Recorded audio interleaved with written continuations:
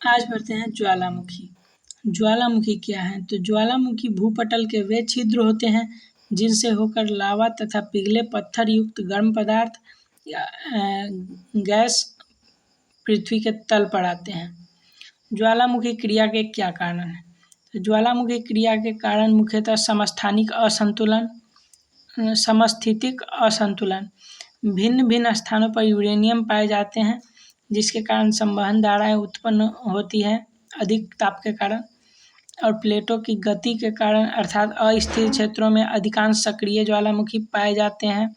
मतलब वैसे स्थान जहाँ पे प्लेट गति कर रहे हैं या अस्थिर है वैसे क्षेत्रों में अधिकांश ज्वालामुखी पाए जाते हैं। गैसों की उत्पत्ति, भूगर्भिक ताप के कारण गैसों के दबाव से बाहर आ जाना, ये गैसों की उत्पत्ति के कारण मतलब अधिक गैस होने के कारण। दाब में कमी अर्थात दरार या अपसारी गति के कारण लावा पर दाब में कमी होने के कारण लावा बाहर आ जाते हैं क्रस्ट के ऊपर। भूगर्भिक ताप में वृद्धि अर्थात हम अर्थ क्रस्ट के अंदर गहराई में ताप में अधिक वृद्धि हो जाने के कारण भी वहाँ की मैग्मा ऊपर आ जाती है और अर्थ क्रस्ट के बाहर ज्वालामुखी का रूप ले लेती है। अर्थ क्रस्ट के नीचे 1 डिग्री सेल्सियस ताप 32 किलोमीटर अंदर जाने पे बढ़ जाता है। अब देखते हैं जब ज्वालामुखी उत्पन्न होती है तो उनसे जो पदार्थ निकलते हैं उनके कणों को अलग अलग नाम से जानते हैं, जैसे टेफड़ा, बड़े ज्वालामुखी मैग्मा के बड़े पत्थर को टेफड़ा कहते हैं। ज्वालामुखी बम, विस्फोट के अत्यधिक ऊंचाई तक गए पत्थर या टुकड़े ज्वालामुखी बम कहलाते हैं। स्कोरिया लैपली से भी छोटे होते हैं और लैपली छोटे मटर के दाने जैसे बम को लैपली कहते हैं। स्कोरिया लैपली से भी छोटे होते हैं। ब्रेसिया स्कोरिया से नुकीले होते हैं। प्यूमिस लावा के झाग से बने शिलाखंड को कहते हैं। ये उतना इम्पोर्टेंट नहीं है। लावा के प्रकार, लावा 2 प्रकार के होते हैं, क्षारीय और अम्लीय। नीफे अर्थात जो अधिक गहराई में होते हैं वो क्षारीय होते हैं, जहाँ पे नीफे अर्थात वहाँ फेरम Fe से लोहा होता है, इसका ताप ज़्यादा होता है और ये ज़्यादा देर तक फैलते हैं। ये कम विस्फोटक होते हैं और ढाल कम, और ये जो निकलते हैं तो ये पतले होने के कारण बहुत दूर तक फैलते हैं। जबकि अम्लीय या एसिडिक जो होते हैं वे लावा गाढ़े होते हैं जिसके कारण सिलिका उनमें अधिक पाया जाता है, क्योंकि ऊपरी क्रस्ट में सिलिका ज़्यादा होता है इसलिए सीमा कहते हैं अर्थात सिलिका और मैग्नीशियम।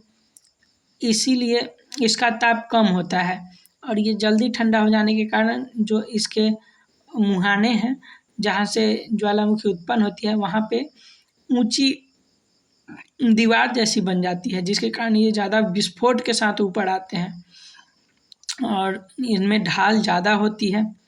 और जो क्षारीय हैं वे पतले होने का कारण ये दूर तक फैलते हैं, पर इनमें ढाल जो है अपेक्षाकृत कम होती है।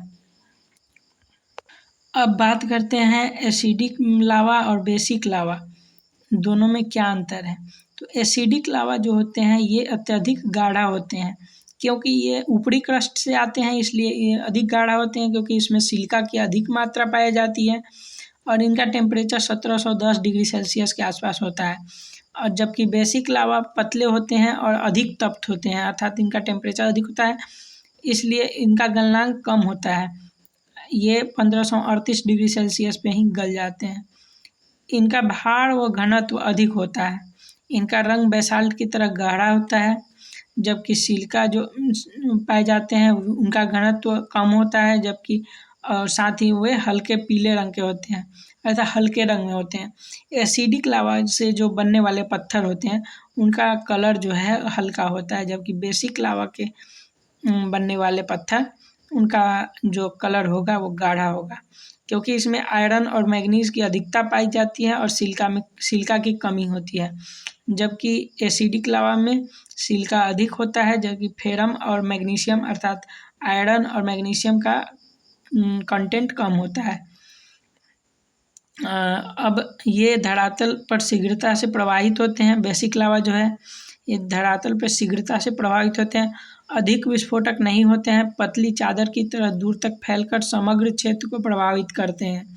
इनमें बेसाल्ट और गैब्रो का निर्माण होता है, जबकि यही जो एसिडिक लावा है ये मंद गति से प्रवाहित होते हैं और कम दूरी में जाकर ठोस हो जाते हैं, जिसके कारण इनमें विस्फोट के साथ बाहर आने की क्रिया होती है, विस्फोट के साथ बाहर आती हैं और ये ग्रेनाइट और रेहोलाइट जैसे पत्थरों का निर्माण करते हैं। उद्गार के आधार पर जो ज्वालामुखी हैं उनको दो भागों में बांटा गया है, केंद्रीय उद्गार और दरारी उद्गार वाले ज्वालामुखी। केंद्रीय उद्गार वाले एक संकरी नली के सहारे एक छिद्र से होता हुआ तीव्रता अधिक होती है और हजारों किलोमीटर ऊपर ऊंचाई तक ज्वालामुखी या राख और लावा को पहुंचा देते हैं। ये केंद्रीय उद्गार वाले होते हैं। सामान्यतः अम्ल प्रधान होते हैं, अर्थात इनमें सिलिका अधिक पाया जाता है, अर्थात सिलिका अधिक पाया जाएगा तो एसिडिक भी होंगे। इन पदार्थों के एकत्रित होने से ज्वालामुखी के जमाव के कारण इनके किनारे चारों ओर शंकुनुमा रचना बनती है। ये कुछ प्रकार हैं इनके। हवाई तुल्य कम विस्फोटक होते हैं, लावा के उद्गार शांत होने से पतला लावा होता है, स्ट्रोम्बोली रुक रुक कर गैस निकलता है और विस्फोट क्रिया कम होती है, वोल्केनियन भयंकर विस्फोट होता है और गाढ़ा लावा जैसे गैस आदि उत्पन्न होते हैं। पिलियन इसमें विस्फोट सर्वाधिक विनाशकारी भी होते हैं। विसुयस भयंकर विस्फोट होता है, फूल गोभी की तरह मेघ छा जाते हैं। दूसरा है दरारी उद्गार वाले ज्वालामुखी उद्गार लंबी दरार के सहारे होता है, लावा शांत रूप से प्रवाहित होता रहता है, अर्थात इसमें मैग्नीशियम और निकेल और आयरन की अधिकता पाई जाएगी और इसके कारण ये जो है पतला होगा और बेसिक लावा होगा। अब आता है उद्गार की क्रिया, अर्थात मतलब विस्फोट होने की जो क्रिया है उसकी फ्रीक्वेंटली मतलब उसकी बारंबारता के अनुसार इन्हें 3 भागों में बांटा गया है। एक एक्टिव ज्वालामुखी, दूसरा डोर्मेंट ज्वालामुखी या सुषुप्त ज्वालामुखी अर्थात सक्रिय, सुषुप्त और विलुप्त एक्सटिंक्ट, ये 3 प्रकार के ज्वालामुखी होते हैं। सुषुप्त ज्वालामुखी वैसे ज्वालामुखी हैं जिनमें कभी कभी अर्थात इनके जो मैग्मा चेम्बर है उनमें कभी कभी धीरे धीरे मैग्मा फिल होता है, जिससे मतलब कभी कभी ये विस्फोट होते हैं। और सक्रिय ज्वालामुखी ये मतलब बारंबार इनमें विस्फोट होता रहता है। और एक्सटिंक्ट ज्वालामुखी इनमें इनका जो एक्टिव चेम्बर है उनमें मैग्मा मतलब इनएक्टिव हो गया है, मतलब ये विस्फोट नहीं होते हैं अब बहुत दिनों से, इन्हें इनएक्टिव या एक्सटिंक्ट ज्वालामुखी कहते हैं। अब आता है ज्वालामुखी के कारण बनने वाली स्थलाकृतियाँ। ये बाह्य स्थलाकृतियाँ में आते हैं बेसाल्टिक प्रवाह के द्वारा निर्मित तरल लावा के द्वारा भारत का दक्कन ट्रैप अर्थात मतलब पठार, और सील्ड ज्वालामुखी बेसाल्टिक प्रवाह के द्वारा दूसरा सबसे बड़ा पहाड़ थोड़ा अधिक तीव्र ढाल वाला अर्थात सील्ड के आकार का होगा, इसे सील्ड ज्वालामुखी कहेंगे। सिंडर या राख शंकु, ये कम लावा और गैस ज़्यादा होगा, वैसे इनका अपरदन आसान होता है ज़्यादा राख होने के कारण और लावा का अभाव होता है, ये सिंडर या राख शंकु कहलाते हैं। कंपोजिट शंकु वाले ज्वालामुखी अधिक चिपचिपा लावा पाया जाता है और इसमें लावा विखंडित पदार्थ के एकांतर परत के कारण लावा संयोजक तत्व के रूप में कार्य करता है, अर्थात ये जब उत्पन्न होते हैं ना तो उसमें परत दर परत, एक परत राख का फिर मैग्मा का, फिर एक परत राख का फिर लावा अर्थात मैग्मा का, ऐसे मतलब एक परत दर परत बनते हैं। दुनिया का सर्वाधिक ऊंचा शंकु क्रेटर कहलाता है, मतलब ये कंपोजिट शंकु जो हैं यही दुनिया का सर्वाधिक ऊंचे शंकु होते हैं। क्रेटर छोटा गड्ढा को कहते हैं और कल्डेरा बड़ा गड्ढा को कहते हैं। ज्वालामुखी मुख को। अब आता है अभियांत्रित स्थगित अर्थात जो ज्वालामुखी के नीचे पाए जाएंगे। बैथोलिथ अधिक गहराई में मैग्मा का एक बड़ा पिंड होता है जिसे बैथोलिथ कहते हैं, जैसे कि ग्रेनाइट से विशाल क्षेत्र में फैला होता है जो अधिक अन्नाच्छादन की क्रिया के कारण बाहर आता है, मतलब अधिक डेन्यूडेशन होगा तब बाहर आएगा। इस दूसरा है लैकोलिथ, ये क्षैतिज व परतों के बीच उत्तल ढाल में मशरूम जैसा होता है, उसे लैकोलिथ कहेंगे। ये सब मतलब क्रस्ट के नीचे हो रहा है।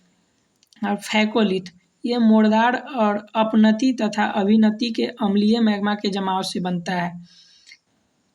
ये गड्ढा या मतलब ऊंचा होगा, इसको फैकोलिथ कहते हैं। लैपोलिथ, जब मैग्मा अंदर अवतल आकार में छिछली बेसिन में मतलब जमा हो जाती है, उसको लैपोलिथ कहते हैं। उसके बाद है सील या सीट, परतदार चट्टानों के परतों के समांतर कम मोटाई वाले को सीट कहेंगे और घने मोटाई वाले को सील कहेंगे। उसके बाद डाइक, मैग्मा की दीवार की भांति जो होगा उसको अवसादी चट्टान से लगभग समकोण पर निर्मित, उनको कहेंगे डाइक। इनमें से उतने सवाल नहीं आते हैं बीपीएससी में, पर सबसे ज़्यादा सवाल आता है ये इनके मतलब प्रकृति पे, किस प्रकार के इससे किस प्रकार के मतलब लावा उत्पन्न होते हैं, किस ज्वालामुखी का पहचान कैसे होगा कि किस ज्वालामुखी में क्षारीय लावा उत्पन्न हो रहा है और किस में अम्लीय लावा, और किसका उद्गार कैसा होगा, किससे कौन सी चट्टानें बनेंगी, ये प्रमुख मुख्य रूप से आते हैं एग्जाम में।